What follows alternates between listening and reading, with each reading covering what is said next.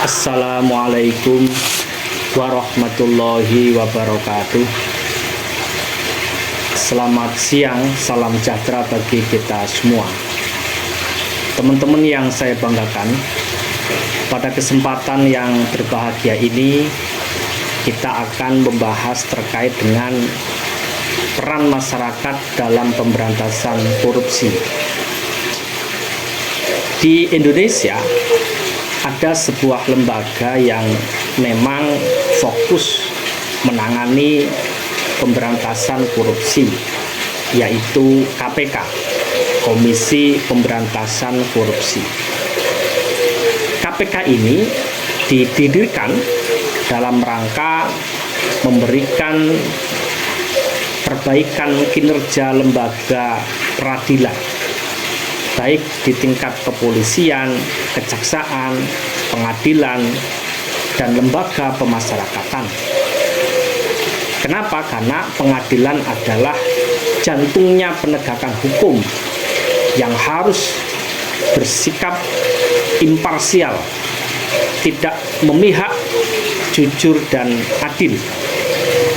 Oleh karena itu, KPK hadir agar supaya netralitas pemberantasan korupsi itu hadir di lembaga Komisi Pemberantasan Korupsi.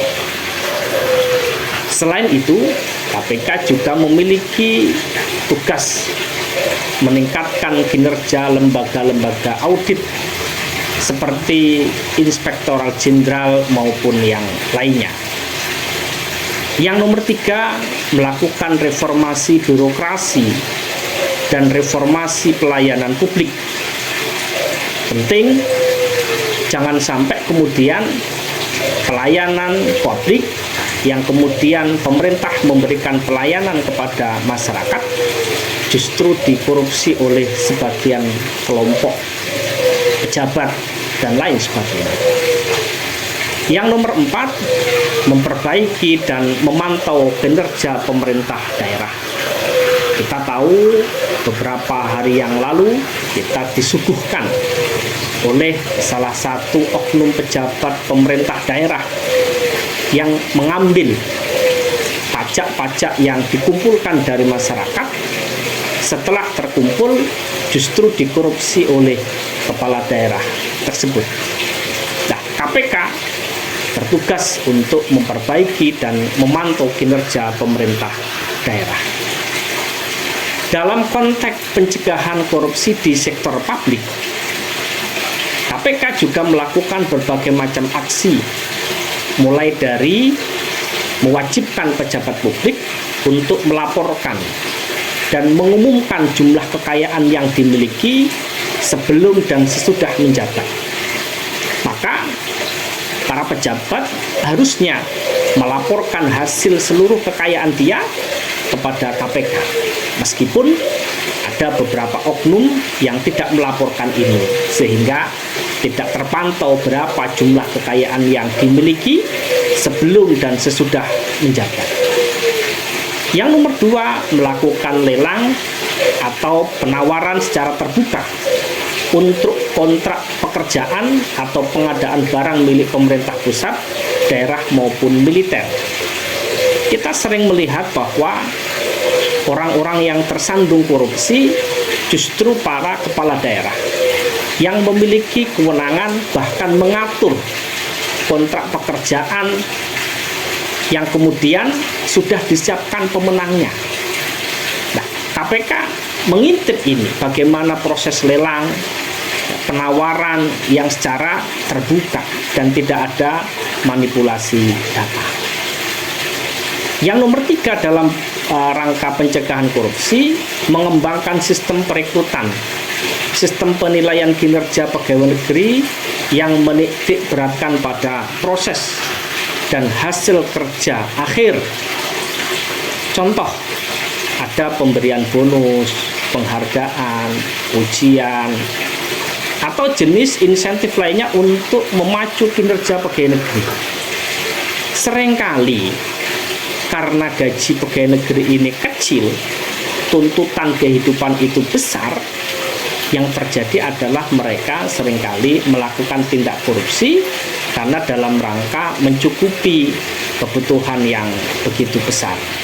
Maka betul ya, butuh bagaimana apresiasi reward yang diberikan kepada pegawai negeri, insentif dan lain sebagainya yang kemudian memang bisa mencukupi kebutuhan mereka. Selain itu, KPK juga perlu upaya pencegahan sosial dan pemberdayaan masyarakat. Mulai dari memberi hak kepada masyarakat untuk mendapatkan akses terhadap informasi. Ini penting. Berapa jumlah APBD yang dimiliki oleh pemerintah, APBD itu diperuntukkan untuk apa, dan lain sebagainya. Ini hak masyarakat untuk mendapatkan akses terhadap informasi. Yang nomor 2, meningkatkan kesadaran serta kepedulian publik terhadap bahaya korupsi. Contoh, melakukan kampanye terhadap bahaya korupsi. Karena orang yang melakukan tindak pidana korupsi pasti akan merugikan masyarakat, karena sebenarnya uang-uang itu, dana-dana itu untuk kepentingan masyarakat, tapi justru disunat oleh oknum-oknum yang tidak bertanggung jawab. Yang nomor 3, menyediakan sarana bagi masyarakat untuk melaporkan kasus korupsi.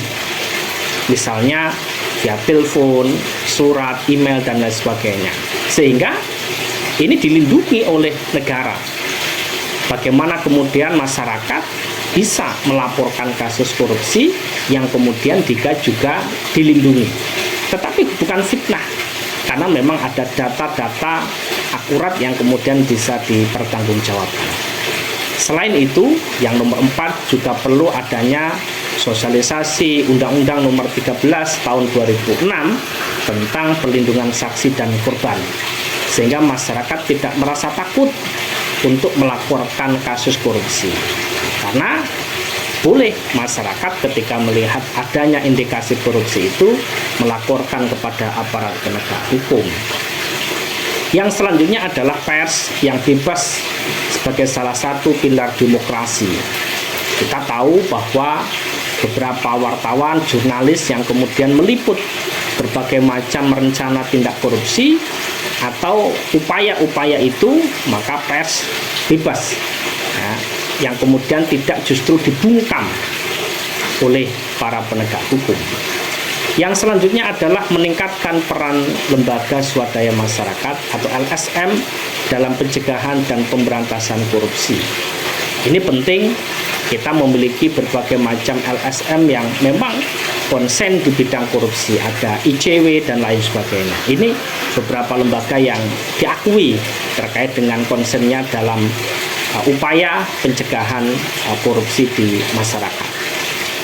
Selain itu, kita juga diminta untuk memasang dan menggunakan alat perangkat, ya, alat perangkat untuk mengetahui, mengumpulkan data dengan menggunakan perangkat elektronik yang dipasang pada tempat-tempat tertentu. Oleh karena itu, pengembangan dan pembuatan instrumen hukum untuk mendukung pencegahan dan pemberantasan korupsi ini menjadi sangat penting sekali. Mulai dari undang-undang tidak pidana money laundry atau pencucian uang dan lain sebagainya, ini menjadi hal yang krusial di masyarakat kita. Selain itu, perlu adanya lembaga-lembaga anti korupsi di Indonesia.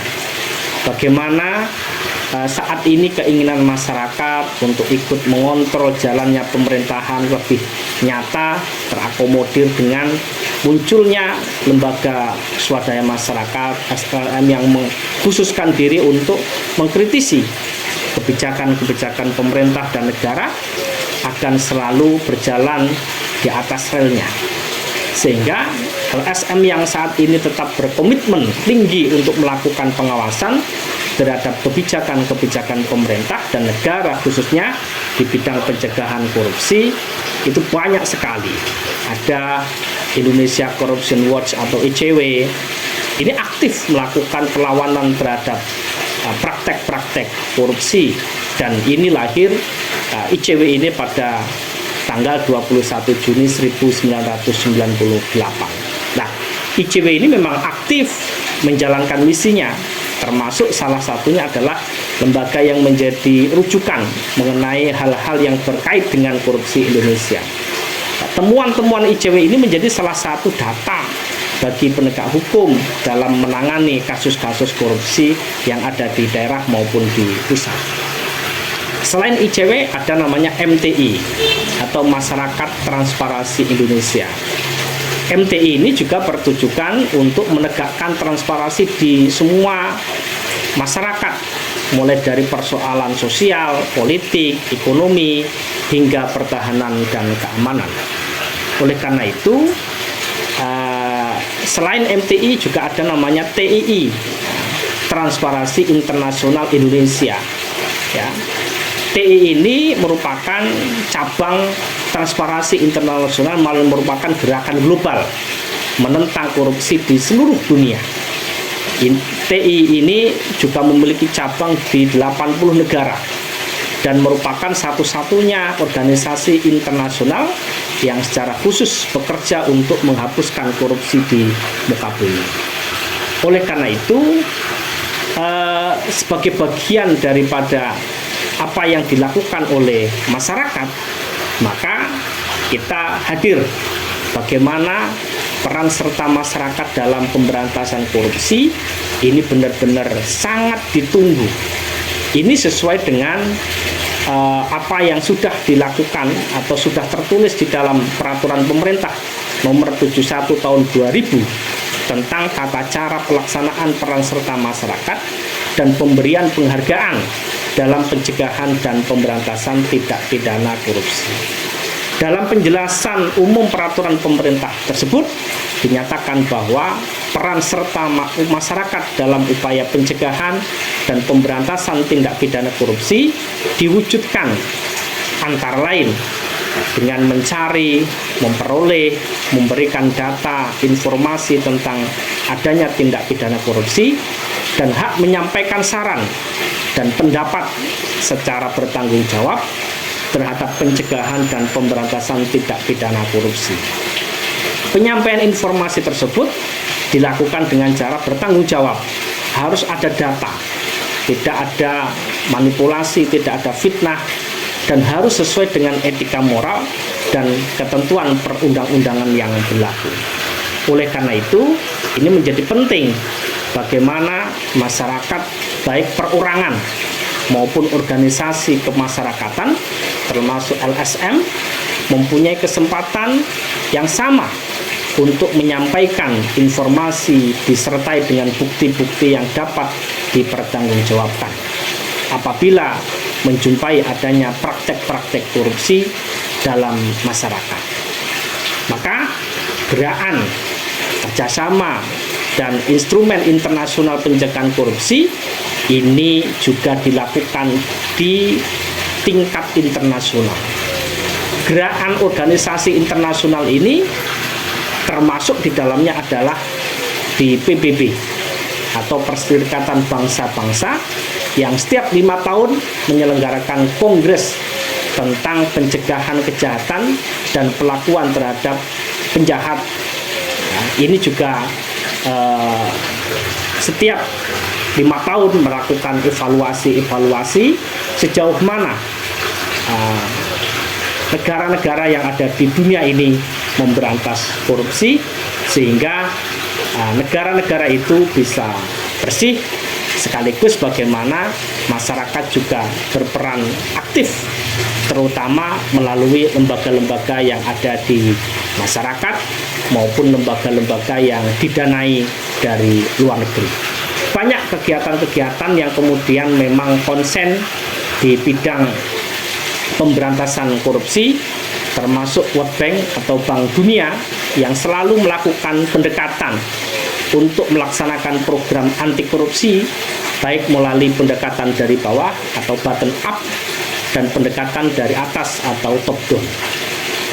Salah satu pendekatan yang dilakukan oleh World Bank atau Bank Dunia agar supaya lebih efektif di bawah adalah semakin luas memberikan pemahaman atau penanganan mengenai permasalahan yang ada, semakin mudah untuk meningkatkan kesadaran untuk memberantas korupsi. Karena kita tahu korupsi yang dilakukan ini sudah sangat masif, tidak hanya di tingkat pusat, tetapi juga sampai di tingkat daerah, sampai juga ke tingkat desa. Yang nomor dua, juga jejaring yang baik yang dibuat oleh World Bank akan lebih membantu pemerintah dan masyarakat sipil. Termasuk di dalamnya perlu penyediaan data mengenai efisiensi dan efektivitas pelayanan pemerintah. Ya. Selain itu, penyediaan data, pengetahuan yang luas mengenai problem korupsi, reformasi administratif, politis, ya, itu dapat disusun secara lebih baik. Kemudian mereka juga melakukan pelatihan-pelatihan yang diberikan, yang kemudian membantu mempercepat pemberantasan korupsi, sekaligus membuat rencana aksi yang kemudian tidak hanya dipelopori oleh masyarakat, tetapi juga dipelopori oleh lembaga-lembaga LSM yang sudah teruji. Itulah beberapa hal terkait dengan peran-peran masyarakat dalam pemberantasan korupsi.